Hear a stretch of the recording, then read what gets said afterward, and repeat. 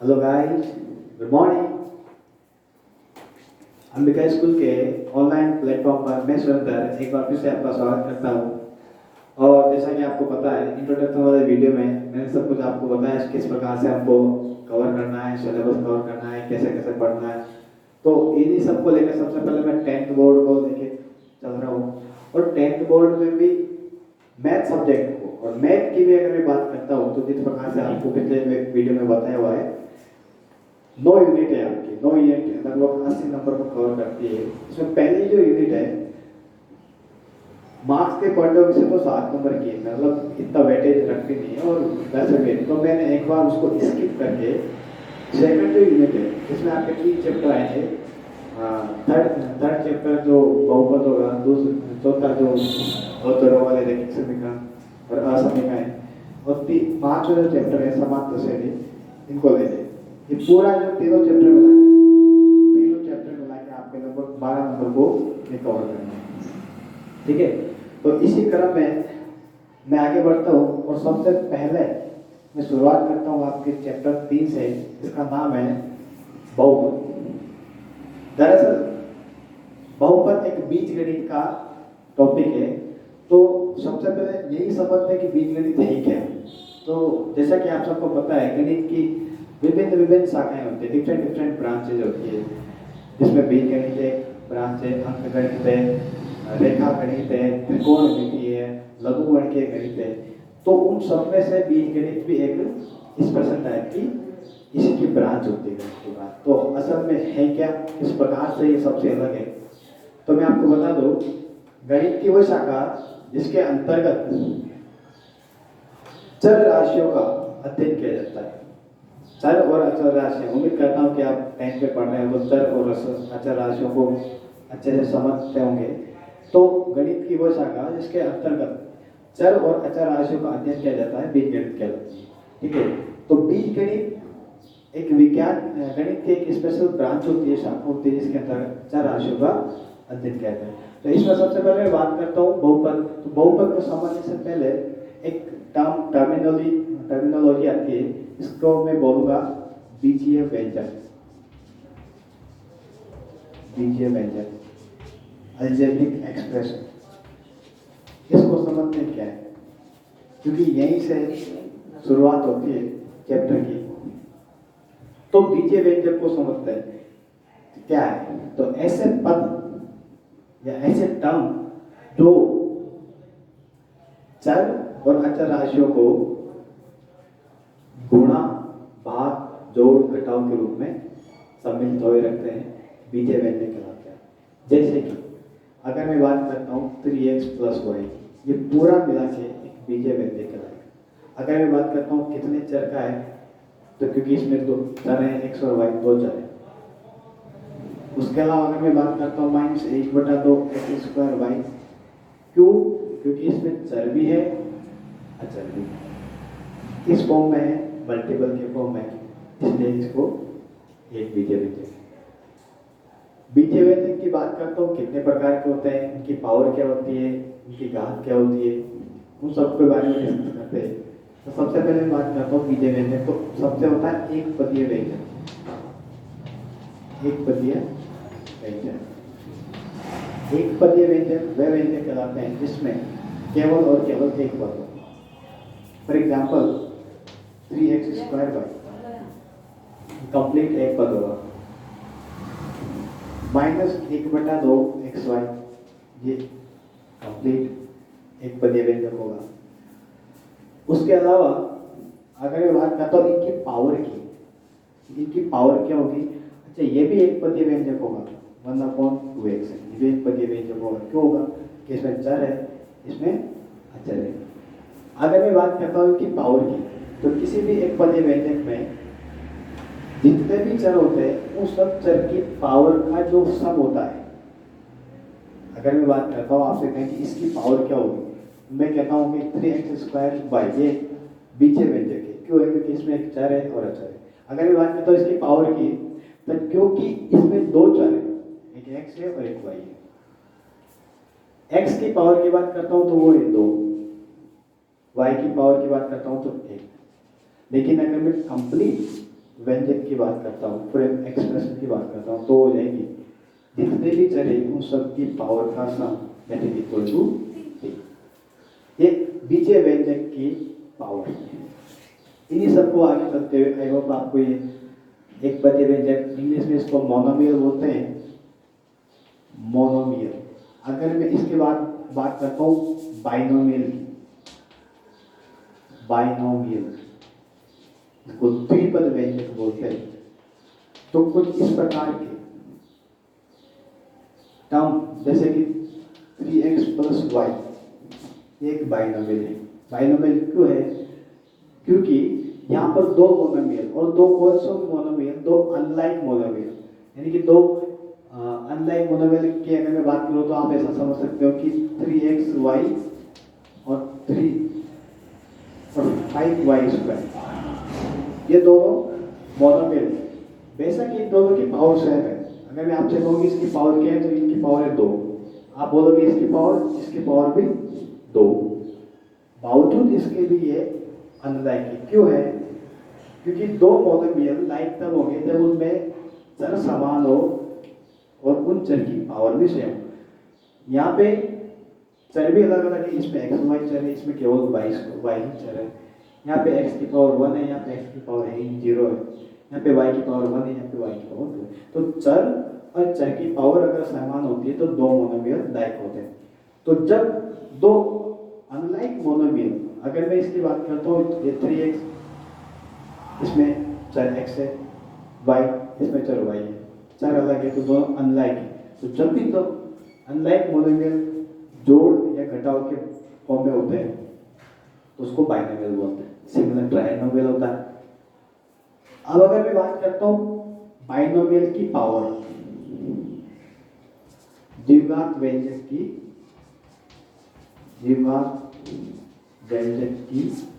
घात। मान लो कि ये एक व्यंजक है, एक द्विघात व्यंजक है, इसमें दो मोनोमियल है, एक मोनोमियल है, एक मोनोमियल है। अगर मैं आपसे कहूँ कि इस मोनोमियल की पावर, तो जैसा कि मैंने वहां बताया हुआ है कि इसकी पावर क्या होगी, x की पावर 2 है, y की पावर 1 है, तो कंप्लीट मोनोमियल की पावर हो जाती है 3। इसकी पावर की अगर मैं बात करता हूँ, इसकी घात की बात करता हूँ, तो इसकी घात हो जाएगी 1, क्योंकि जो चर की पावर है वही इसकी पावर है। लेकिन अगर पूरे बाइनोमियल की पावर की बात करता हूँ तो किसी भी बाइनोमियल में या किसी भी ट्राइनोमियल में, किसी भी बहुपद व्यंजक में जिस मोनोमियल की पावर सबसे ज्यादा होती है वही पावर उस पूरे एक्सप्रेशन की और उस पूरे व्यंजक की पावर होती है। इसकी पावर 3, इसकी पावर 1, तो इस पूरे कंप्लीट एक्सप्रेशन, इस पूरे कंप्लीट व्यंजक की पावर हो जाएगी 3। आई होप आपको पावर वाला कंसेप्ट समझ आया होगा। उसके बाद अगर मैं बात करता हूँ 3x/y, यह एक बीजीय व्यंजक है, बिल्कुल है। अब मैं थोड़ा बहुत आगे बढ़ता हूँ और बीजीय व्यंजक को समझने के बाद में आपके आता हूँ सीधा हमारा जो इम्पोर्टेंट जो टॉपिक है, जहाँ से मैं वो शुरुआत करना चाहिए था, वहाँ पे आते हैं बहुपद। समझते हैं क्या है बहुपद। एक बीजीय व्यंजक बहुपद होता है यदि उसकी पावर धनात्मक पूर्णांक हो, पॉजिटिव इंटीजर हो। एक बीजीय व्यंजक बहुपद कहलाता है, बहुपद कहलाता है यदि उसकी घात धनात्मक पूर्णांक, यानी कि धनात्मक पूर्णांक घात वाले सभी बीजीय व्यंजक जिसमें चर की घात धनात्मक पूर्णांक को बहुपद कहलाते हैं। फॉर एग्जाम्पल 3x², ये एक बहुपद है क्योंकि यहाँ पे x की जो पावर है वो 2 है और 2 एक पॉजिटिव इंटीजर है। सिमिलर अगर मैं बात करता हूँ 3y²z, ये भी एक बहुपद है। या मान लो -1/2x² z हो, तो ये भी एक बहुपद है। क्या ये एक बहुपद है? x की घात 1 गुना 2, तो जवाब मिलता है यह एक बहुपद नहीं है। बहुपद क्यों नहीं है? क्योंकि बाय द डेफिनेशन ऑफ बहुपद, बहुपद की डेफिनेशन को देखते हुए जो चर की जो घात है वो धनात्मक पूर्णांक होनी चाहिए, लेकिन यहाँ पर जो चर की घात है वो धनात्मक पूर्णांक नहीं होगी, एक भिन्न नंबर है, भिन्न संख्या है। अतः इस बेशक ये एक बीजीय व्यंजक है, क्योंकि इसमें एक अचर है, बीजीय व्यंजक है, लेकिन ये बहुपद नहीं। क्यों? क्योंकि इसमें जो इसकी घात है वो एक भिन्न है, एक परिमेय संख्या है, तो ये बहुपद। तो इसका मतलब क्या हुआ कि हर बहुपद बीजीय व्यंजक होता है, लेकिन हर बीजीय व्यंजक बहुपद नहीं होता है। जैसे समझा, ये एक बहुपद है, ये एक बहुपद है। तो अगर ये बहुपद है तो बेशक ये बीजीय व्यंजक, लेकिन अगर ये बीजीय व्यंजक है, ये बीजीय व्यंजक है, इसको आप बहुपद नहीं बोलोगे। क्यों नहीं बोलेंगे? क्योंकि जब आप इसको सिंप्लीफाई करके लिखते हो 3x² की पावर -1, यहाँ पर क्या हो जाती है? -1। जबकि डेफिनेशन क्या बोलती है कि चर की जो घात है वो क्या होनी चाहिए? धनात्मक पूर्णांक। तो हर बहुपद बीजीय व्यंजक होता है, लेकिन हर बीजीय व्यंजक बहुपद हो ऐसा जरूरी नहीं है। आई होप आपको ये बहुपद वाला कंसेप्ट समझ में आया होगा। तो एक बार फिर से रिपीट करता हूँ कि एक ऐसा बीजीय व्यंजक जिसमें चर की घात धनात्मक पूर्णांक हो, यानी नेगेटिव नहीं होनी चाहिए, फ्रैक्शन में नहीं होनी चाहिए। अगर जैसे कि कहीं पे आपको ऐसा लिखिए 3x की पावर 1/3, ये बीजीय व्यंजक है, लेकिन ये बहुपद नहीं, क्योंकि यहाँ पे घात जो है इसकी एक भिन्न संख्या के रूप में। उम्मीद करता हूँ बहुपद वाला जो कंसेप्ट है ये आपको थोड़ा समझ आया होगा। इसे P ऑफ x से, इसे P ऑफ x से निरूपित किया जाता है, निरूपित किया जाता है। अच्छा, क्या होता है ये? अगर मेरा बहुपद चर x में है, अगर मेरा बहुपद चर x में है, तो इसको लिखा जाएगा P of x, P of x, इसको लिखा जाएगा P ऑफ x। पढ़ा क्या जाएगा? x का बहुपद, इसको पढ़ा जाएगा x का बहुपद। अगर मेरा बहुपद y में है तो इसको लिखा जाएगा P ऑफ y, पढ़ा जाएगा y का बहुपद। ठीक है। तो जैसे कि अगर मैं बात करता हूँ ये 3x² + 2x, ये एक बहुपद है, x में बहुपद है, तो लिखा जाएगा P ऑफ x, पढ़ा क्या जाएगा? x का बहुपद। सिमिलर अगर मैं बात करता हूँ कि y² - 1, ये एक बहुपद है, y चर में एक बहुपद है, तो इसको पढ़ा जाएगा P ऑफ y, y का बहुपद। ये सब बातें होती है बहुपद की। तो बहुपद की अगर बात करते हैं तो इसकी पावर की बात करते हैं, तो पावर में मैंने आपको बताया कि किसी भी बहुपद में जिस एक पदीय व्यंजक की पावर ज़्यादा होती है वही पावर उस बहुपद की पावर कहलाती है। तो नेक्स्ट जो मेरा कंसेप्ट है वो यही रहेगा, पावर ऑफ पॉलिनोमियल, बहुपद की घात। कई बार एक नंबर पे यही सवाल पूछ लिया जाता है कि इसकी, और कई बार आई हुई भी है, तो मैं इसको भी ले लेता हूँ, बहुपद की घात। कई बार आपसे एक नंबर पे यहीं से सवाल पूछ लिए जाएंगे। क्या होगा? आपको एक बहुपद दिया जाएगा, आपसे बोला जाएगा क्या ये बहुपद है, यदि है तो इसकी पावर क्या है। तो इसको भी थोड़ा समझते हैं। मान लीजिए आपको एक बहुपद दिया जाता है -3x² + 2x + 5, एक बहुपद है। अगर मैं बात करता हूँ कि कौन सा बहुपद है, तो क्योंकि इसमें 3 मोनोमियल है, 3 मोनोमियल, कौन से चर में बहुपद है? तो x में बहुपद है। क्या पढ़ा जाएगा? P ऑफ x, x का बहुपद। तीन मोनोमियल है, तो हमको देखना है कि इन तीनों मोनोमियल में सबसे ज़्यादा पावर, सबसे ज़्यादा घात किस मोनोमियल की। इस मोनोमियल की सबसे ज़्यादा घात है, जितनी घात है वही घात उस बहुपद की घात कहलाती है।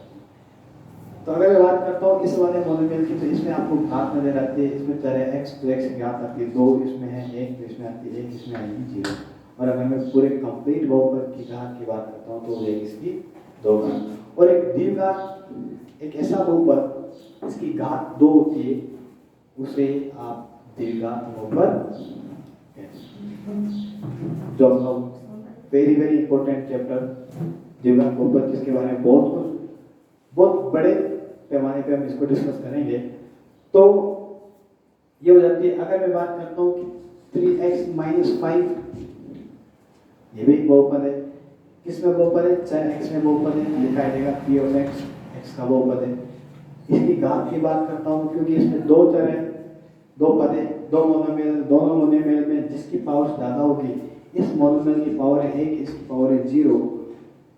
तो जिस मोनोमियल की घात ज़्यादा है वही घात उस बहुपद की घात कहलाती है। तो इसकी घात हो जाएगी 1। और एक ऐसा बहुपद जिसकी घात 1 होती है उसको रैखिक बहुपद बोलते हैं, लीनियर पॉलिनोमियल बोलते हैं। इन सबके बारे में वापस डिस्कशन करेंगे, बट जो घात वाली जो बात है कि बहुपद की घात, उम्मीद करता हूँ आपको ये चीज़ समझ आई होगी। तो वापस रिपीट करता हूँ कि किसी भी बहुपद में जिस मोनोमियल में जिस एक पदीय व्यंजक की घात सबसे ज़्यादा होती है, इस मोनोमियल की घात सबसे ज़्यादा होती है, वही घात उस बहुपद की घात कहलाती है। उम्मीद करता हूँ आपको ये चीज़ समझ आएगी। इसके बाद मैं बात करता हूँ बहुपद के बहुपद का मान, value of polynomial at x is equal to k, किसी पर x बराबर k पर। इंपॉर्टेंट है, कई बार सवाल पूछ लिया जाएगा, आपको एक बहुपद दिया जाएगा, आपसे कहा जाएगा x बराबर 1 पर इसका वैल्यू निकालो, x बराबर 2 पर निकालो, x बराबर 4 पर निकालो, 0 पर निकालो। क्योंकि बेसिक है, ये चीज़ बेसिक है, धीरे धीरे इसको समझेंगे, इसके बाद बहुपद के शून्य पर आएंगे, उसके बाद हमारा जो चैप्टर है वो आगे चला जाएगा। दरअसल होगा क्या, आपको एक बहुपद दिया जाएगा, इट में भी x, वो x का हो सकता है, वो y का हो सकता है। आपसे कहा जाएगा इसका x बराबर, इस पर वैल्यू निकालो, इस पर निकालो। तो क्या होता है, किसी बहुपद p of x का x बराबर k पर मान उस बहुपद में x को k से प्रतिस्थापित कर ज्ञात किया जाए। किसी भी बहुपद में x बराबर k पर मान, उस बहुपद में x को k से रिप्लेस कर, k का वैल्यू कुछ भी हो सकता है, में भी कुछ भी हो सकता है, 0x पूरे जो नंबर है वो हो सकता है। किसी भी बहुपद का आपसे बोला जाता है कि इसमें मान निकालो, तो x को उस वैल्यू से रिप्लेस करके उसको सोल्व कर देंगे, वही वैल्यू उसकी हो जाएगी। फॉर एग्जांपल, अगर मैं बात करता हूँ कि p of x एक बहुपद आपको दिया जाता है -x² + 5, बेसिकली एक बहुपद है। अगर मैं बात करता हूँ कितनी घात का बहुपद है, तो 2 घात का बहुपद है। 2 घात के बहुपद क्या बोलते हैं? द्विघात बहुपद बोलते हैं, क्वाड्रेटिक पॉलिनोमियल्स बोलते हैं। आपसे बोला जाता है कि इसका मान निकालो x बराबर 2 पर, x बराबर 2 पर आपसे इसका वैल्यू पूछा जाए, तो by the definition of this x बराबर 2 पर x को 2 से रिप्लेस करने पर, तो जहाँ जहाँ भी आपको x नजर आ रहा है वहाँ को 2 से रिप्लेस कर दिया जाएगा। तो -2² + 5 -4 + 5 दैट इज इक्वल टू 1। इस बहुपद का x बराबर 2 पर मान आता है 1। सिमिलर अगर मैं बात करता हूँ इसी बहुपद का, आपसे कहा जाए x बराबर -4 पर वैल्यू निकालो, तो x को -4 से रिप्लेस करके सोल्व करेंगे, तो p of -4 that is equal to -4² + 5 -4 का स्क्वायर 60, आगे माइनस है, minus of 60 plus 5 that is equal to -11। तो इस बहुपद का x बराबर -4 पर मान आता है माइनस के क्या। तो किसी भी बहुपद में किसी भी संख्या पर आपसे मान पूछा जाए तो उस चर को उससे रिप्लेस करके हल करने पर जो वैल्यू आता है वही आपका बहुपद का मान हो जाता है। फॉर एग्जाम्पल एक और उदाहरण लेंगे, पी ऑफ एक्स बराबर -3x² प्लस 2x प्लस 5 पूछा जाता है। इस बहुपद का x बराबर 0 पर, x बराबर 1 पर मान निकाल, 0 पर निकाल। तो सबसे पहले जहाँ जहाँ पर आपको x नजर आता है उसको 0 से रिप्लेस कर दिया जाएगा। -3 times of 0² plus 2 into 0 plus 5। 0 का स्क्वायर 0, ये 0, ये 0, यानी इस बहुपद का 0 पर वैल्यू आता है 5। बात करता हूँ x बराबर 1 पर, तो x बराबर 1 पर जहाँ जहाँ पर आपको x नजर आता है वहाँ 1 से रिप्लेस कर दिया जाएगा। तो -3 times of 1² plus 2 into 1 plus 5, -3 plus 2 plus 5 that is equal to 7, 4। इस बहुपद का x बराबर 1 पर मान आता है 4। तो ये जो चीज है कि किसी भी बहुपद का कोई आपको बहुपद दिया जाएगा, आपसे बोला जाएगा कि इसका x बराबर 2 पर निकालो, 0 पर निकालो, -1 पर निकालो। उस बहुपद में चर को उस वैल्यू से रिप्लेस कर हल करने पर जो वैल्यू आती है वही उस बहुपद का उस वैल्यू पर मान। इसको पढ़ाना क्यों इम्पोर्टेंट है, क्योंकि जो आने वाला जो टॉपिक है नेक्स्ट, जो बहुपद का शून्य, वो इसी से ही रिलेटेड है और इतना इम्पोर्टेंट है कि उसको लेकर ही पूरा चैप्टर है। क्योंकि वो जो समझ लेगा सब उसको समझना मतलब इस बहुपद का, इस चैप्टर का काफी कुछ पार्ट आप कवर कर लोगे। तो मेरा नेक्स्ट चैप्टर जो है, नेक्स्ट जो टॉपिक है वो वही है बहुपद का, बहुपद के शून्य, बहुपद के शून्य, जीरो जो पॉलिनोमियल। और यहाँ से आपकी जो मेजर क्वेश्चन है बड़े बड़े वो एग्जाम में पूछे जाते हैं। सबसे पहली बात, जीरोज क्या होते हैं, रैखिक बहुपद के जीरोज क्या होते हैं, द्विघात बहुपद के जीरोज क्या होते हैं। फिर बात आएगी इनको निकालते कैसे हैं, इनको निकालने के बहुत सारे तरीके, 2-3 तरीके, सारे तरीके हम डिस्कस करेंगे। तो बात करता हूँ कि बहुपद के जीरोज क्या होते हैं। दरअसल होता क्या है कि जिस प्रकार से आप चर का अलग अलग मान रखते जाते हो, जैसे कि मैं इसी बहुपद की बात करूँ तो चर का आपने x बराबर 0 रखा तो मान 5 आया, x बराबर 1 रखा तो कुछ अलग वैल्यू आई। तो x के अलग अलग वैल्यू के लिए हर बहुपद अपने अलग अलग मान रखता है। बट कई बार क्या होता है कि आप x की वो वैल्यू रख देते हैं जिससे आपका बहुपद ही 0 हो जाता है ना। तो x का वह मान, चर का वह मान जिसके लिए बहुपद 0 हो जाए, बहुपद वह शून्यक कहलाते हैं। लिखता हूं, चर के वह मान जिसके लिए बहुपद शून्य हो जाए या शून्य मान रखता हो, बहुपद के शून्य कहलाते हैं। शून्य हो जाए, बहुपद के शून्य कहलाते हैं। मतलब क्या हुआ कि आप x के अलग अलग वैल्यू रखते गए, 0 रखा अलग आया, 1 रखा अलग आया, 2 रखा कुछ अलग आया। x की एक वैल्यू ऐसी रख दी जिसके लिए बहुपद ही क्या हो गया 0। उस बहुपद का x बराबर का x का वह मान उस बहुपद के लिए शून्य कहलाता है, जीरो कहलाता है।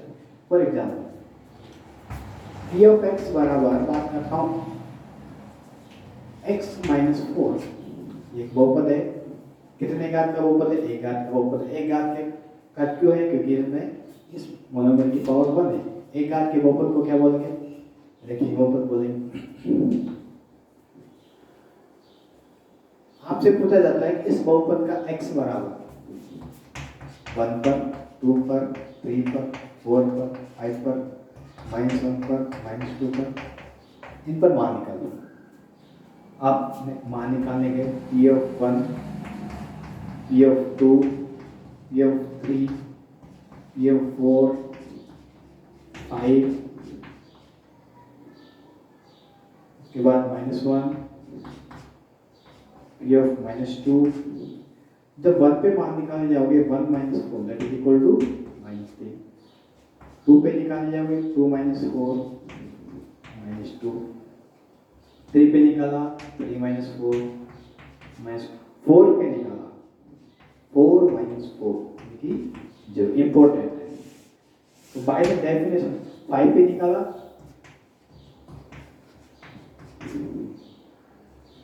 -1 पर निकाला, -2 पर निकाला। By the definition of zeros, x का वह मान जिसके लिए आपका बहुपद ही जीरो हो गया हो, तो इस केस में x बराबर 4 के लिए, इन दिस केस ये बहुपद क्या वैल्यू रख रहा है? 0। तो x बराबर 4 इसका एक जीरो जो होगा इसका एक्सपोनेंट होगा। अब बात आती है कि सर किसी बहुपद के शून्य कितने होते हैं, कैसे निकालते हैं? तो एक इम्पोर्टेंट लाइन है जो मेरे अनुभव से मुझे मिली है कि जितने घात का बहुपद होता है, वेरी इंपॉर्टेंट लाइन है, जितनी घात का बहुपद होता है अधिकतम उसके उतने ही शून्य होते हैं। समझने की कोशिश करना मैं क्या बोल रहा हूँ। नोट इम्पोर्टेंट लाइन, जितने घात का बहुपद होता है अधिकतम उसके उतने ही शून्य होते हैं। मतलब ये हुआ कि अगर एक घात का बहुपद है तो उसका एक ही शून्य को अधिकतम एक ही होगी। 2 घात का बहुपद है जिसको आप द्विघात बहुपद बोलते हैं, उसके अधिकतम 2 शून्य होंगे।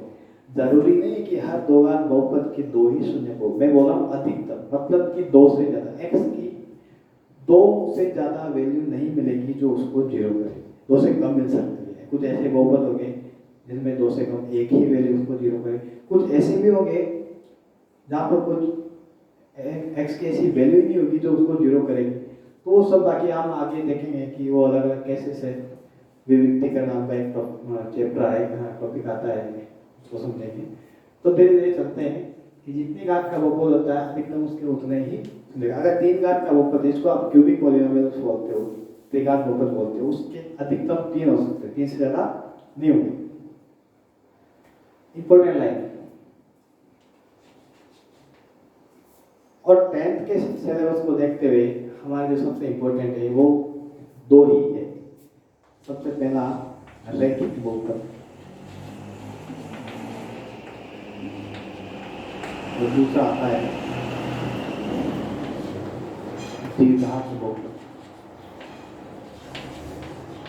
रैखिक बहुपद और द्विघात बहुपद, इन्हीं दो को समझेंगे।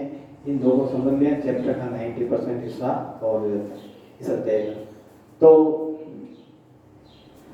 इसी क्रम में मैं सबसे पहले लेता हूँ रैखिक बहुपद। रैखिक बहुपद पर से इतना कुछ क्वेश्चन आएगा नहीं, सिंपल रैखिक बहुपद क्या होता है, कैसा होता है, इसके बहुपद कैसे निकालते हैं ना। तो मैं सबसे पहले 10-5 मिनट का टॉपिक है इसी को ले लेता हूँ, और इसके बाद जो सबसे इम्पोर्टेंट और सबसे महत्वपूर्ण जहाँ से आप सबसे ज़्यादा क्वेश्चन पूछे जाएंगे वो है द्विघात बहुपद। तो सबसे पहला रैखिक बहुपद। रैखिक बहुपद, लीनियर पॉलिनोमियल। क्या होता है? सुनिए, एक बहुपद रैखिक बहुपद होता है यदि उसकी घात एक हो। मतलब एक बहुपद रैखिक बहुपद कहलाता है यदि उसकी घात एक हो। यूनिट पावर का पॉलिनोमियल, एक ऐसा बहुपद जिसकी घात एक हो, यूनिट हो, रैखिक बहुपद कहलाता है। तो अगर मैं बात करता हूँ, आपको पता कैसे लगे कि रैखिक बहुपद क्या है? तो बाय द डेफिनेशन एक ऐसा बहुपद जिसमें चर की घात एक हो। ये मैंने चर लिया, इसकी घात एक घात साइलेंट होती है, उसको लिखा गया। अधिकतम एक हो, इसका मतलब ऐसा नहीं कि जीरो वाला घात वाला बहुपद नहीं चलेगा, बिल्कुल जीरो भी होगा तो मैंने जीरो घात लिया। अब अगर ये है तो इनके कुछ कोफिशिएंट भी होंगे, इसका कोई कोफिशिएंट होगा, इसका कोफिशिएंट मान लिया a और इसका कोफिशिएंट मान लिया b। इस फॉर्म वाले, इस रूप वाले बहुपद रैखिक बहुपद कहलाते हैं। तो मैं कह सकता हूँ एक रैखिक बहुपद का मानक रूप, स्टैंडर्ड फॉर्म जो दिया हो जाएगा वो होगा p of x equal to ax plus b। It is very very important. एक रैखिक बहुपद का मानक रूप यानी एक ऐसा बहुपद जो आपको इस प्रकार से दिख रहा हो, ए क्या है? ए को बोला जाएगा x का गुणांक, ए को बोला जाएगा x का गुणांक। b क्या है? b होता है अचर पद। लेकिन एक कंडीशन है, क्या? x का गुणांक कुछ भी हो सकता है लेकिन a is not equal to 0। क्यों ये कंडीशन लगाए? क्योंकि बाय द वे अगर a ही 0 हो जाता है तो इस बहुपद से x का टर्म ही गायब हो जाएगा। x का टर्म गायब ही होते ही यहाँ पे कोई अचर रहेगा ही नहीं, एक घात वाली कोई टर्म ही नहीं रहेगी, तो ये रैखिक बहुपद नहीं रहेगा। तो सब कुछ कंडीशन सेम है, a का वैल्यू 0 नहीं हो सकता। एक रैखिक बहुपद किस प्रकार से होता है, उसका स्टैंडर्ड फॉर्म क्या होता है? ax plus b उसका मानक रूप होता है। कहीं भी कोई भी बहुपद आपको इस रूप से दिखाई दिया जाए वो एक रैखिक बहुपद कहलाता है। क्यों? क्योंकि इसकी पावर क्या है? एक घात वाले बहुपद को रैखिक बहुपद बोलते हैं। सिमिलर अगर मैं इसकी बात करता हूँ, इसकी पावर की, इसके जीरोज की, तो वही रैखिक बहुपद की शून्य। बहुत सिंपल है। कई सवाल तो आपको ऐसे मिलेंगे जिनको आप हिट एंड टाइम मेथड से आप बता सकते हो कि इसका शून्य क्या होगा, लेकिन कई सवाल ऐसे होंगे जिनको हमको थोड़ा बहुत फॉर्मूले की जरूरत पड़ेगी। तो देखते हैं रैखिक बहुपद